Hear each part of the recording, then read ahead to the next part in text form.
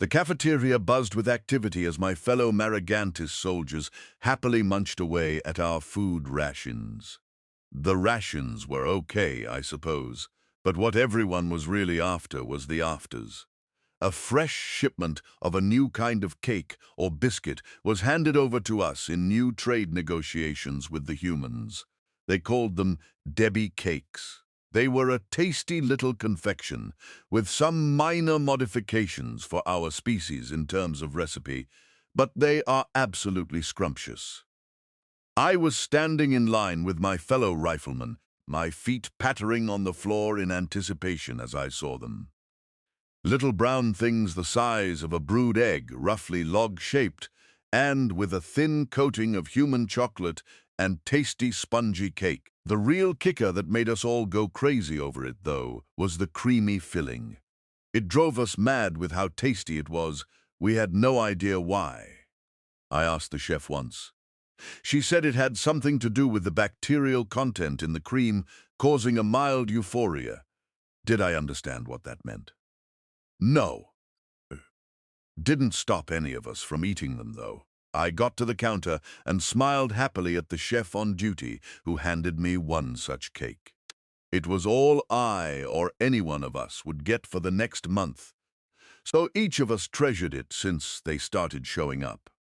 I almost broke rank with excitement and had to force myself to calm down as I walked towards my fellows at the table. As usual, I was the last to arrive before everyone could eat properly. Manners, after all. After I sat down, we bowed our heads in thanks and began to eat one of the most delicious treats we ever tasted. It was only once a month, so I took my sweet time. Loxon wolfed it down, washing it down with a regiment-approved bottle of Glaxin beer. Inkar and Vinkar, the twins, sucked the cream out of it completely before scarfing the sponge down, while more refined palates like Kondi and Valar preferred to painstakingly strip the sponge off and section it into bits, then eat it part by part. I, however, preferred to deeply savor my cake and treasured every single bite. I would very slowly sniff at it, memorizing all of its sweet, beautiful aromas and listening to the strange noises it made when I squeezed it. Then I would slowly take a big bite, slowly chewing on it so I could savor every single morsel I could. The memory of this delicious moment would last me at least until next month. My first bite, however, was interrupted. We all jumped to attention as Lord Commander Maxus Pran suddenly appeared next to us, face bright red with rage. "What is this?" he bellowed angrily as we saluted him. "Pardon, my Lord Commander," Loxon asked. "It's treason is what this is!" He barked aloud, now drawing the ire of the officers' table. All of us shuddered in terror. "Treason? We were just eating lunch. Treason, my lord," I said weakly. "Yes, treason! How has this filthy wretch not been executed yet?" he screamed out and pointed at me. "Me? I was just eating our ratio."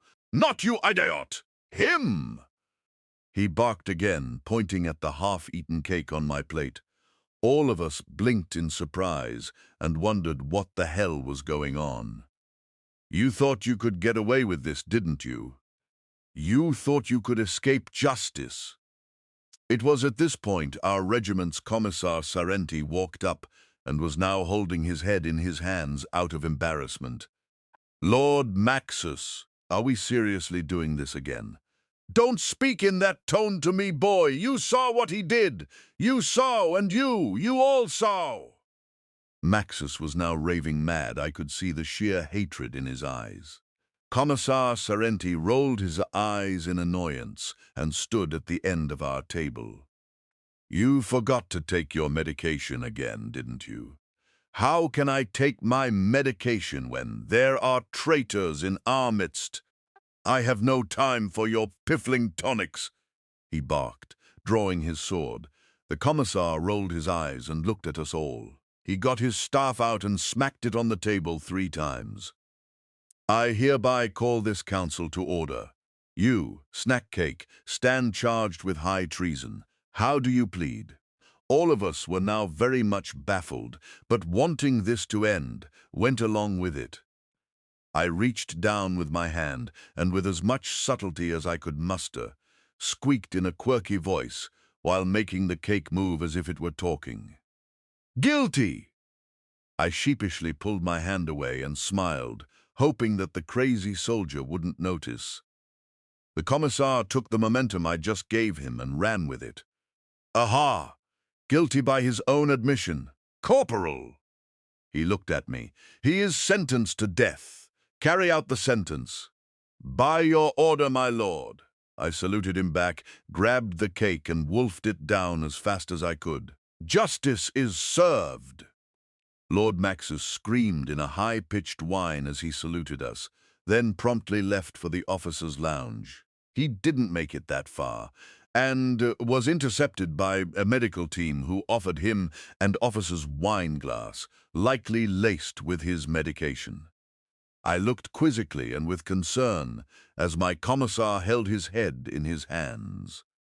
"What in the mother's tits was that shit?" Condi asked as he sat back down in his seat. Commissar sighed. "The poor commander was on the receiving end of a human's ire during our last battle. I was not informed of the exact details, but apparently there was a human on our world many months ago. He apparently charged our lines during a pre-battle, dodged and weaved our entire defense without taking any hits. After that, he pounced on the commander and screamed something at him. I heard rumors that out of spite the humans slapped him with a cupcake of some kind, then charged back over the line back to the Saragantis camp. We all looked at each other in disbelief. After this encounter, the commander had disappeared.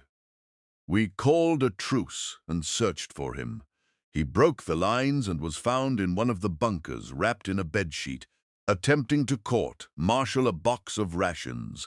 Whatever that human did, it traumatized him to no end. The commissar said, sitting on the bench with us. Forgive my impertinence, my commissar, but is the Lord Commander still fit for service? That was a bit excessive," Vinkar said. Oh yes, he's still very much fit for service, especially after he's had his meds. It's just what do the humans call it?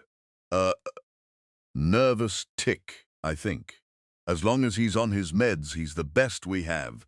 Loyal to the core, brilliant tactician. We just have to keep him away from snack cakes.